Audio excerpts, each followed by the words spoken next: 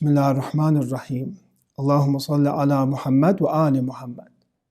In this verse, we learn about one of the key characteristics of the Holy Prophet of Islam, and that is his kindness, that is his compassion, and him being merciful.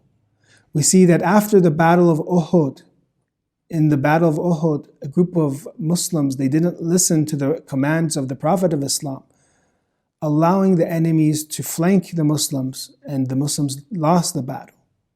But what was the reaction of the Holy Prophet of Islam?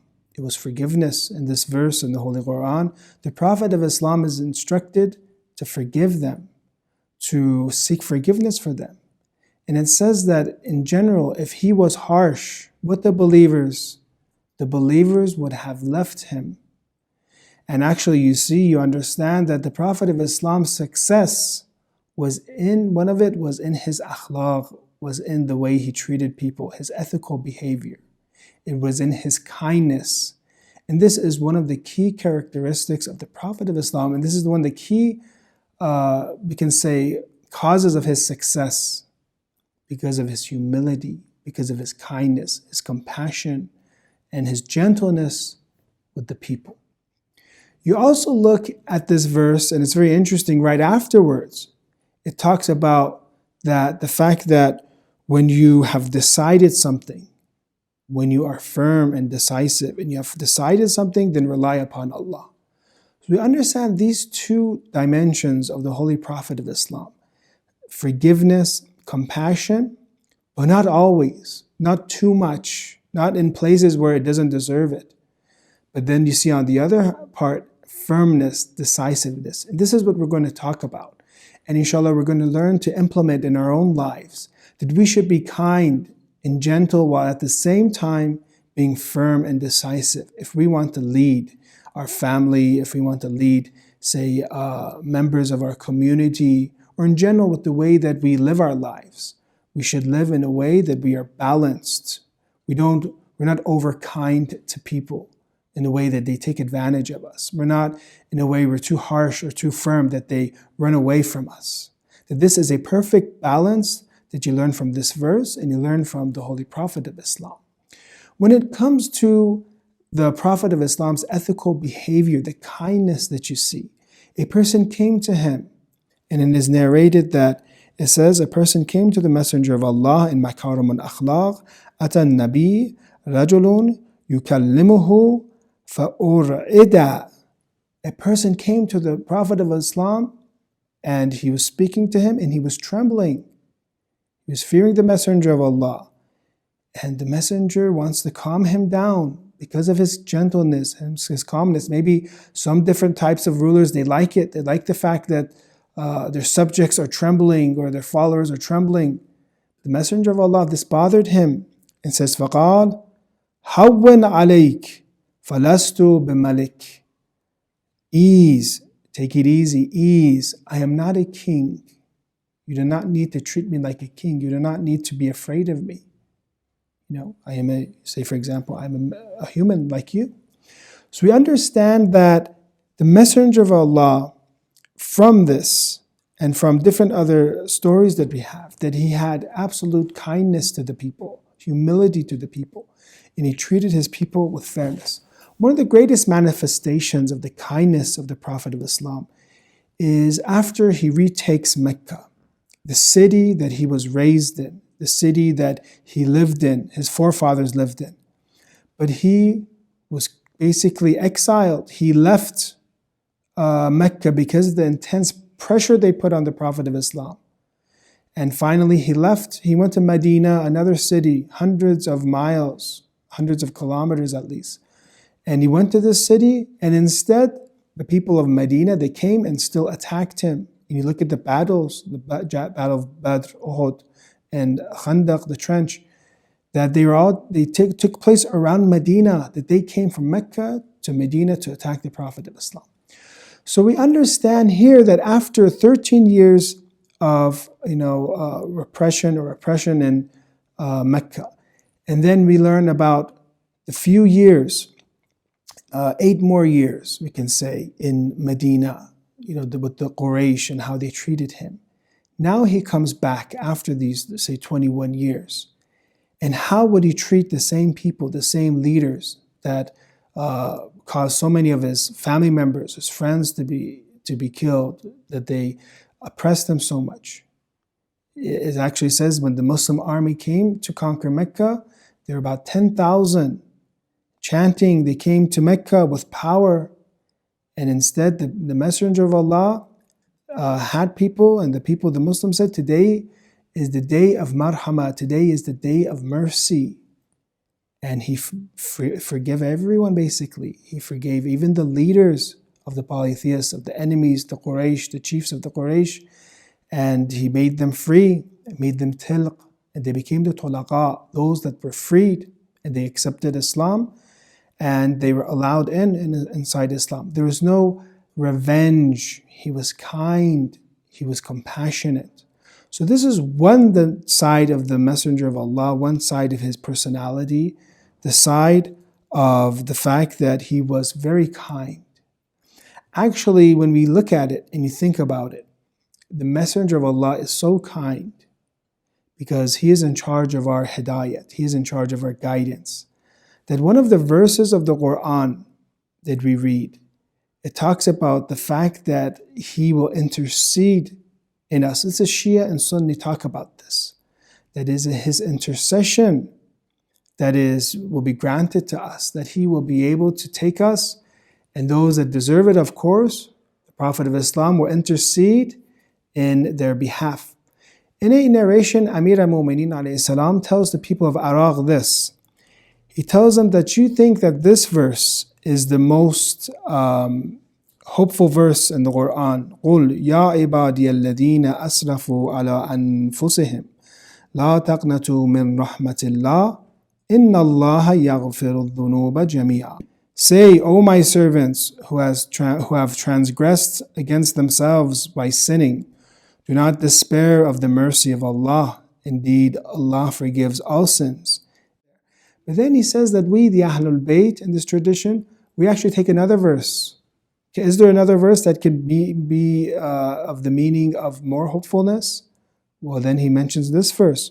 وَلَسَوْفَ يُعْطِيكَ رَبُّكَ فَتَرْضَى. And your Lord is going to give you, and you will be satisfied. Soon your Lord is going to give you, and you will be satisfied. So what is he going to give the Messenger of Allah? He's going to give him intercession. That Rasulullah is going to intercede so much, until finally Allah will say, basically, is that enough? And the Messenger of Allah will be content that he will intercede in our behalf. And this is actually the mercy of Allah, because he's allowing this. This is his kingdom. So he is allowing, but he wants it to be done through the Messenger of Allah. When we look at these, signs like intercession, or these beliefs of intercession, it shows us the kindness of the Prophet of Islam in this world when it comes with his followers, that he says, I'm not a king, you don't need to fear me. When it comes with his enemies, and he frees them in the conquest of Mecca. And when it comes to intercession in our salvation, that he grabs our hand and he intercedes in our behalf. This is what we should be able to understand from the life of the Holy Prophet of Islam. Actually, contrary to a lot of negative things that the media talks about Islam, and some reports say about 80% of media or reports about Islam that we have from the media are negative. We see that actually that same sword that some keep saying, that Islam is a religion not of peace, but actually you see inscribed and written on the sword of the Holy Prophet of Islam is this very beautiful saying. What does that mean when you inscribe something or you have something written on your sword, the sheath of your sword? It means before you take it out, before you unsheath your sword, you get reminded that this is the reason I'm fighting. This is my cause. And it is this, beautiful hadith, these beautiful sayings. Sil man qata'ak. Connect to he who has severed ties with you. Wa'ati man haramak. And give to he who has prohibited from you. وَقُلِ الْحَقِّ. And say the truth. وَلَوْ عَلَى نَفْسِكَ. Even if it is against you. So these moral principles of connecting, not allowing ourselves to be disconnected with others. The fact that if someone prohibits something from you and denies something from you, that you should not go to their level, that you should be higher than them, and you should give to them and provide to even those that have prohibited you. And when it comes to the truth, to always be truthful. So this is one side, one dimension of the life of the Holy Prophet of Islam, the greatest personality, greatest person ever created. But at the same time, you see, the Messenger of Allah was decisive, was firm, as we read in that verse. You see that when it comes to religion, you see in this verse, for example, when it comes to beliefs, Ya ayyuhan nabiyyu taqillah wa la tuti'il kafirina wal munafiqeen. So it says, O Prophet of Allah, do not obey the disbelievers and the hypocrites. So we understand that the Messenger of Allah is being told here, and it is his obligation to not follow the hypocrites, to not follow the disbelievers, that you are on the right path, that you are a messenger of Allah. You do not need to follow them. So you see the firmness and the decisiveness of the Holy Prophet of Islam. Look at the beginning, after around the age of 40, when he became a prophet. And the Quraysh were fed up and they were tired because they wanted to worship idols. The Prophet of Islam was talking about one God. And they came to some of the family members of the Holy Prophet, and he told them, if you put the sun in my right hand, and it says in the books of history, and the moon in my left hand, I will not stop. If you give me the sun, if you give me the moon, I will not resist, I will not stop, basically, what Allah has, chosen me for. So we understand that there's firmness. He did not give in to the pressures of the Quraysh. He was decisive. When it comes to, for example, religious prohibitions, he was very firm.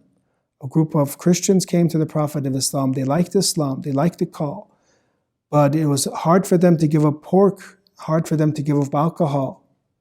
But if it wasn't, they said basically, if it wasn't for these two things, we would have become Muslim.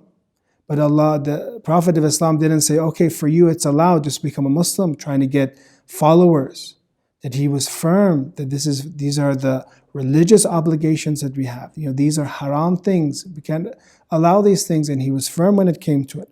Or when it comes to the right of the people, when it comes to trust and oppression, different things that, against oppression, against, to uphold the rights of the people. We see his student, Ali ibn Abi Talib, Amir al-Mu'mineen alayhi salam, say very beautifully, that جعل الله سبحانه حقوق عباده مقدمة لحقوقه in قرر الحكم, that Allah, glory be to Him, has made the rights of the people the prelude to His rights.